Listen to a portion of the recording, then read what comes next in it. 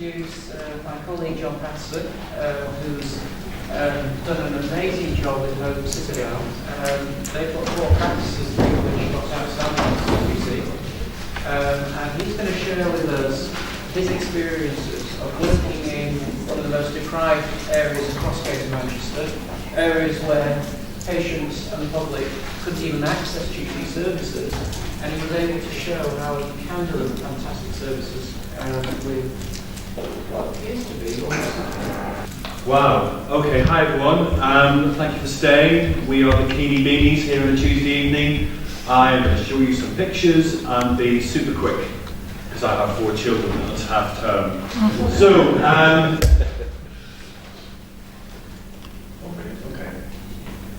So, Hope Citadel is a social enterprise set up by some Mancunians.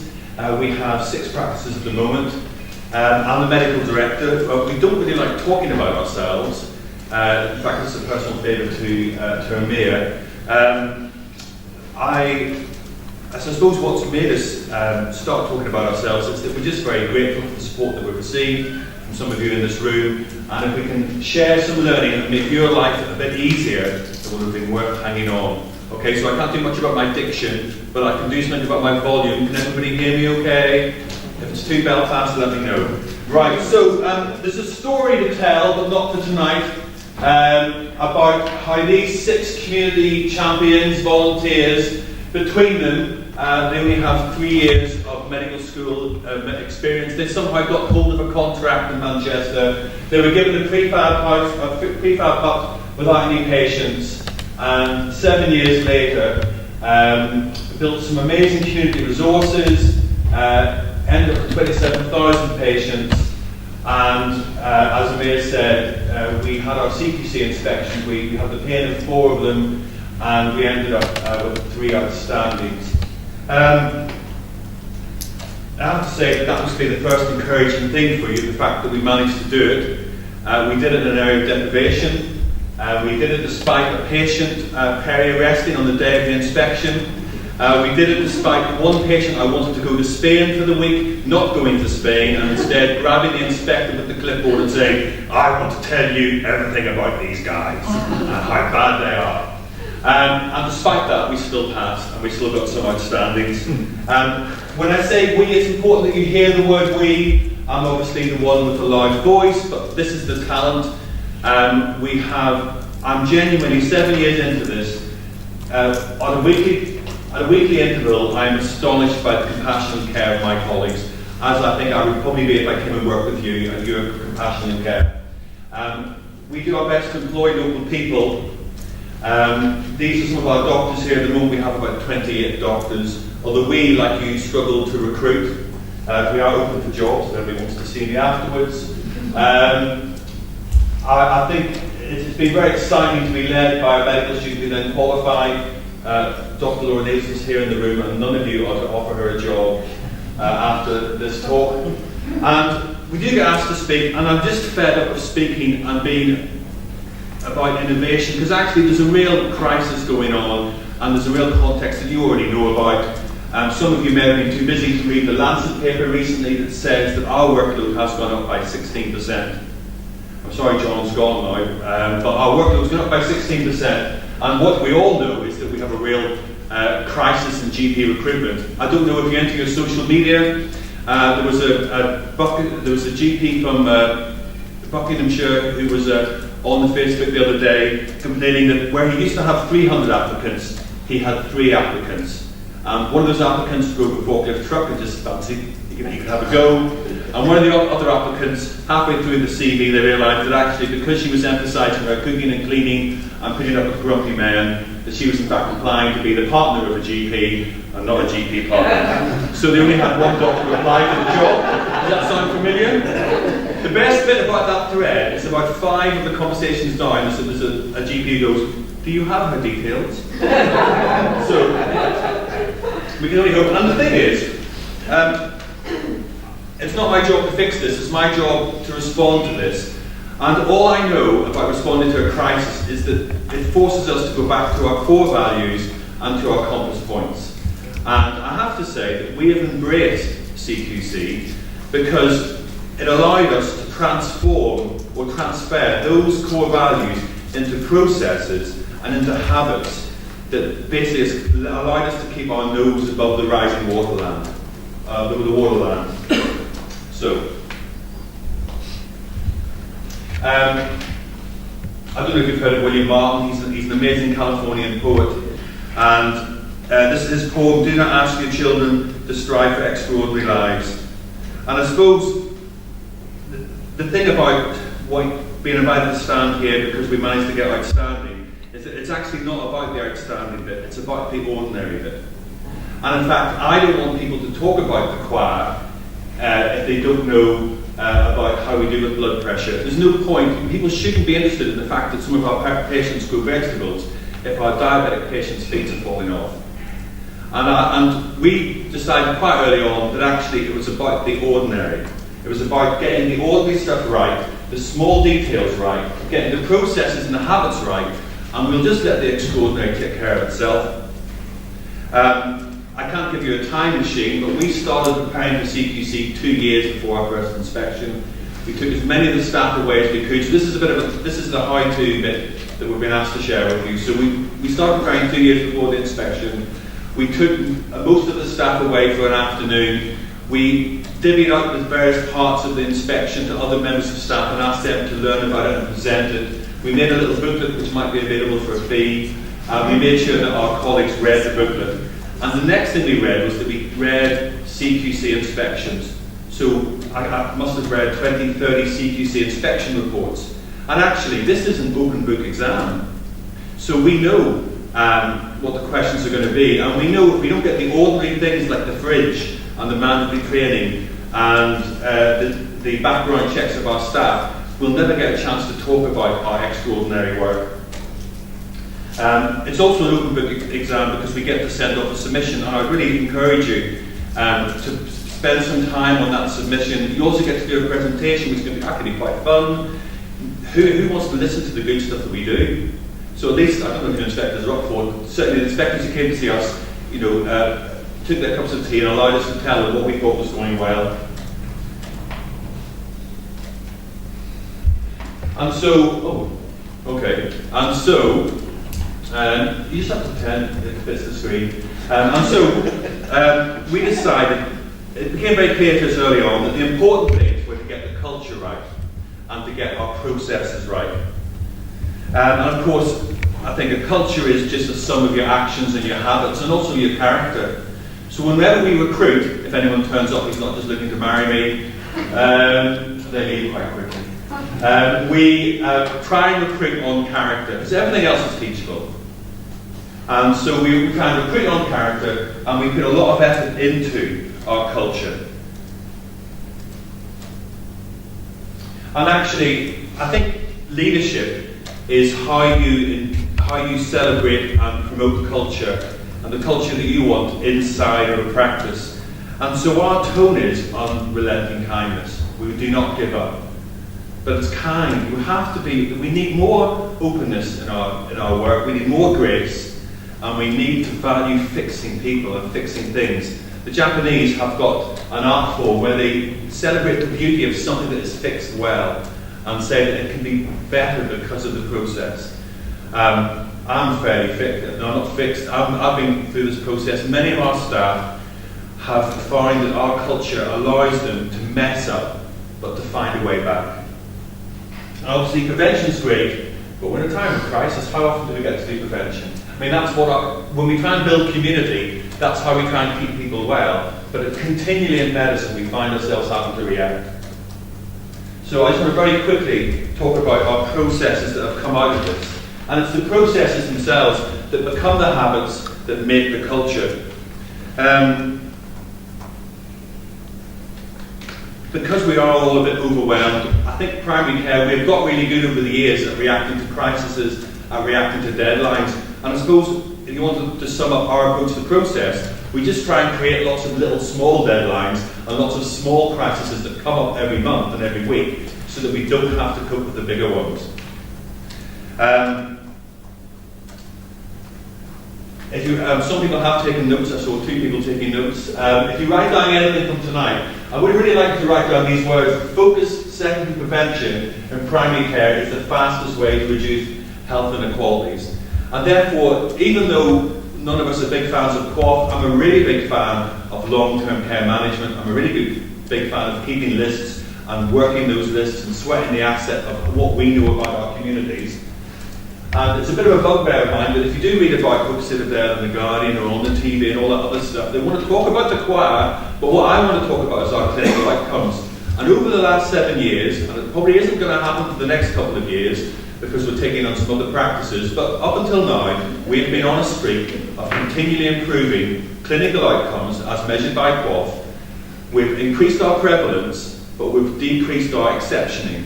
And that has happened despite us going from none to 27,000 patients. We have a secret weapon, which I'm going to mention in 2 minutes, for 1 minute, but even despite that secret weapon, this process has been really helpful when the CQC inspectors come in, for us to be able to say, we want to talk about clinical outcomes first and foremost. And what's interesting, I'm hesitant to say this on tape, but our financial director on the back of an envelope thinks that if you compare the patients managed this way in primary care compared to how they were previously managed, it's put £60,000 onto our books. Now that isn't £60,000 stolen from anywhere, that's £60,000 spent in primary care that has saved millions of pounds in secondary care. And we do, all of us in that room, we do that, don't we? No one's given us the check yet, but we all do it. Okay. So, I think it's really important. We wanted an open culture, and so we have significant events. So Mike Kringle from the college has written a really interesting short policy on this, and we've adapted our own version. You mentioned about having a couple of significant events. We have 766 significant events in our central records. It's part of our culture. It's a bit of an escape valve, because if you don't like something, you write a significant event about it. But we run it in our monthly meetings, and we make sure that that conversation is kind and graceful, that we don't point the fingers, but we look at the system and we look at the process. And the reason why we have 766 is because we try and capture as much low-level stuff as possible that then allows us to do some trend analysis. And so we've managed to make changes to our repeat prescribing, we've managed to get rid of bits of paper passed between people because of this. And actually, we always laugh at our, the technical support, the surgeons, and we laugh about the stereotype of the surgeon who has a significant event, because everybody's too scared of that surgeon to say, oh, we haven't counted the swabs yet. They don't stop him closing up because they're so scared of him. We sort of laugh about that caricature. But in primary care, are we not the same sometimes when we keep on shooting the messages? When our colleagues bring us work, they hesitate because we're grumpy, because we're angry. I think maybe use my anger to reduce my workload. But actually that's more dangerous than the surgeon. And so having that open, transparent culture where people can knock on our door, can say I've messed up and I've booked an extra person onto your surgery. Because if we have that culture, they can also say, I think Mr. Smith's missing his cancer follow-up. So I would really encourage you to look at this, to bring significant events, the way that it should be done, into your culture if you haven't done that already.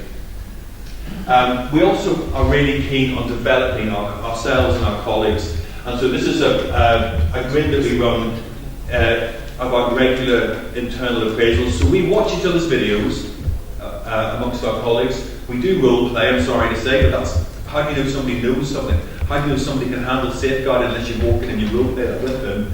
And then we do lots and lots of 360 feedback from patients, from staff, and then we benchmark it and discuss how we're doing. And my role is to make sure that people know that they're improving, know that they're better this year than last year, but also that we can actually give proper coaching so that they can see where they can improve. The first couple of videos, sharing those videos is a nightmare, but once you get into it, nothing makes you feel sure that you're improving, and so you can't really do coaching unless we let each other see our work. So these are the processes that we do. So we have other processes, of course, that you will have yourselves, but the fridges and mandatory training and everything else. And then the extraordinary can happen. So we do have growing groups. We have a choir available for booking for weddings and bar mitzvahs. We've got craft groups, drop-in groups for kids. And we also made a decision earlier on that we would fund our own counselling service through mainstream funding. The amount of times that I don't find myself doing repetitive counselling because I have a much better counsellor in our place who's been there for 5 years. I would really recommend that to you as something for your work-life balance as well as the effectiveness for your patients. And then we have our secret weapon, which is focused care. And again, I'm not going to tell you about focused care at 9:30 at night. But it really has allowed us to get into the hard-to-reach families and the hard-to-reach households and to achieve those shifts in prevalence and clinical outcomes. And I suppose we're all aware of this world that we're trying to control in primary care, to get the outcomes and to get the life that we all need. There's a bubble of patients and households who are either hard to engage or who struggle to engage with the services that we provide. And in its essence, focused care is simply a model that gets those households back into ordinary general practice. So, you appreciate I've gone at twice the speed, but I would like to encourage you that if you start early, that if you think about your culture, if you think about your processes and try and get to choose the processes that you do rather than the processes that you do because we're all overwhelmed, and if you actually embrace the CQC as a tool for change, then you can get some really good outcomes. Thank you very much.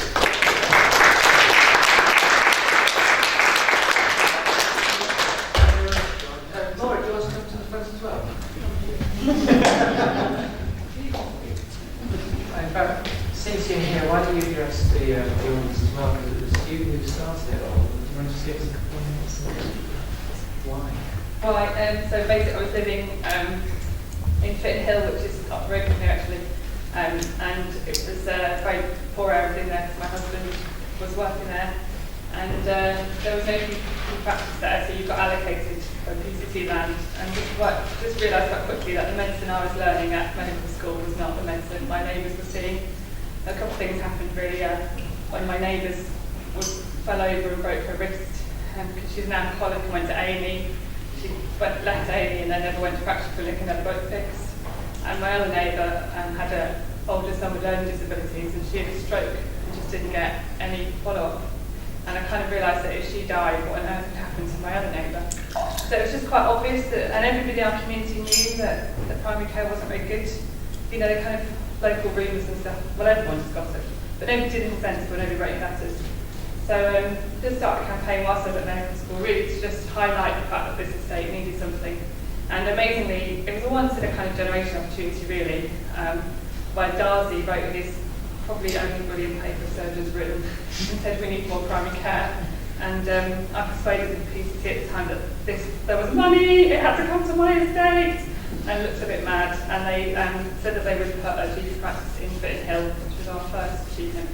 And then as I walked out of this meeting, this manager that I'd been arguing with for years went, it seems you've been so tenacious, you could always apply to run it if you want. And he just wound me up. So I went, I will. Got in my car, and I was pocket of a car, and what do we do now? So we set up Postage Cell, and I was really clear I wanted to be not-for-profit, wanted to be clean, how could I live next to my neighbours and then buy a new car out of healthcare? I couldn't, And so I carried on, we set it up. I did go back to uni, I did my foundation very locally here, and it's been a kind of journey since then of learning how to do primary care in deprived areas, and it's just been a real privilege, and I've got some amazing people working with us, and amazing patients, and slightly annoying patients, slightly annoying staff, all that kind of stuff, but just bit by bit getting there. And I'm just really passionate about primary care. I don't practice medicine in primary care, but I'm really passionate about it, and I'm really passionate it is a bedrock, and it's a real privilege. And I know that meetings like this at late at night can be really a bit dull, and you're all knackered and I'm knackered, and we've got to go obviously and do it all again tomorrow, and the politics is horrendous. I don't know how Mia does it, but the politics is horrendous, but it is a real privilege actually. And the other thing to say is that focused care is becoming available in Greater Manchester to other practices. So if you're in a deprived area, you have to be in a proper deprived area, not like Trafford. There's one place in Trafford that gets it. But you have to, if you're in the statistics of being deprived area, you fancy focused care, it's being funded by the partnership, and we're hoping it's a resource that can help primary care and help some of our most chaotic patients. And also you guys who have to see them all. It's been something that our doctors have welcomed as a kind of escape valve from the endless Jeremy Kyle show. So if you want it, then I contact me and we'll try and get it to you. Thank you. Is that all right? Thank you. That's it. Right, so any questions? Anybody? Give you a CQC observation, which is the mirror of your comment, that in fact it's ordinary processes but done well all the way through, which gets really outstanding, and gets really outstanding outcomes. Because in fact we have a lot of the outstanding practices we've found are quiet gems that don't blow their own trumpet, and at CQC we'd rather hope that in fact we actually blow their trumpet for them sometimes. And can I just add to my esteemed colleague, it is all that, but what you have brought to the mix is heart and courage and values, and that also comes through when we go and look at places, because look at what you've done, and fantastic. I think as well you have to be really nosy about your staff. I mean, I still look about 12, which is quite convenient, and I can sit anywhere. But I don't have a desk because I work throughout all our practices, and I work there because I observe what goes on, and you may think you know what happens with repeat prescribing until you see what really happens with repeat prescribing. And you can have as much training and systems, and weird things happen because people are weird. And they invent shortcuts or long cuts sometimes. Why the heck have you invented 7 more steps in that process? But unless you really know what happens, and I think it's really tough for GPs who are, bombarded by patients and all the flipping admin to actually find out what your reception staff or nurses are doing. And so I just encourage you to be nosy, and that general openness of, I'm never surprised what I find because it is always a bit bonkers. But if you know it, you can then start to prune it back again. But if you don't know it, you have no idea what's going on. And I think that's something about primary care, that there's it's complicated, and you rely a lot on people who haven't had significant training to do all these complicated processes as well. So just be really nosy about what's going on. I'm really nosy. Ron? You said that where do you get time to do all this? That's my question. In the busy practice. Like you said, you have 750 Significant events. significant events. If you say 20 minutes discussing one, that will be 1,500. Like it's 200. So that was over 7 years, but it's task shifting. It's task shifting. And actually, I worked just outside. I trained just outside Cambridge, and the partners would have a meeting every other week to discuss money for 2 hours. We have a meeting every month to discuss our most vulnerable patients for 1 hour. And it's not a straight swap, but it's about shifting those tasks. You are a compassionate, skillful healing machine, and we need you to do that for most of your time. And the other decisions and things that you do, we need to get other people to take that off you and do that for you. So that's how we do it. Because we're busy anyway. I mean, we survey the staff. How busy are you and how satisfied are you in your work? And our colleagues say that they're 9.5 busy out of 10. So we are really busy, but we're all really busy. And I suppose if we've had any success, it's that because we started small, we were able to get busy on our busyness and the processes that we chose. And it is hard to reset, but I spend most of my time making clinical decisions. Laura spends most of her time doing the financial and the strategic decisions. And it's a privilege to work like that. If that makes sense. Also, we don't talk about, a lot of them are really hilarious. So you used to use humour. By the time you have 10 significant events about the same as the printer, we don't need to talk about it, just in the printer fixing. But we found that some of the low-level stuff just uncovers stuff you don't really know about otherwise, so there's an awful lot that's kind of quite trivial. You don't need to discuss it, it just needs to be fixed, but it does allow you to spot stuff. With the same mistake made on repeat prescribing, something like 15 times, and then it became this cannot happen again. It's not serious, but it just can't happen. We can't have this every week. This is crackers. But we wouldn't have known if we hadn't put it through the system. Does that make sense? Also, what I would say is by listing the stuff and having an open culture, what you tend to find is solutions just drop out of the sky anyway, because people are aware that there is an issue. You may not have the time to dedicate to trying to solutionise the issue, but sometimes they just an answer comes along because people are aware there's a problem. Sorry, you were back. No. No, but you're right. And so we, as a leadership team, we will be presented the grid, and we will discuss the trends and analysis on the grid, and the major problems we will only know about, we'll work with.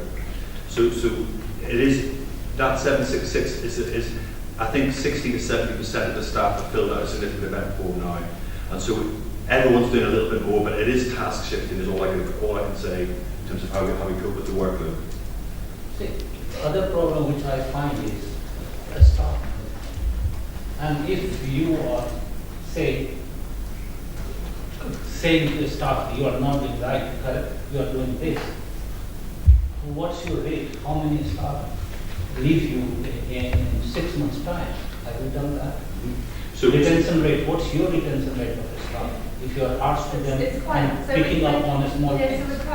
I'm really lucky that you can only get good staff, you can only have good standards if you keep staff. Because recruiting is terribly draining and training is awful. So trying to keep this on. So the core team receptionists have been there for 7 years. Now that doesn't mean that the training we did 7 years ago, they haven't forgotten. People are really good at forgetting what they already know, so to do it again. But also it's about, culture can be formative. And so this is all about us getting better together. There's very few people in 7 years. In 7 years, we've had quite a few people through, but I think I've only actually had to do kind of significant HR twice.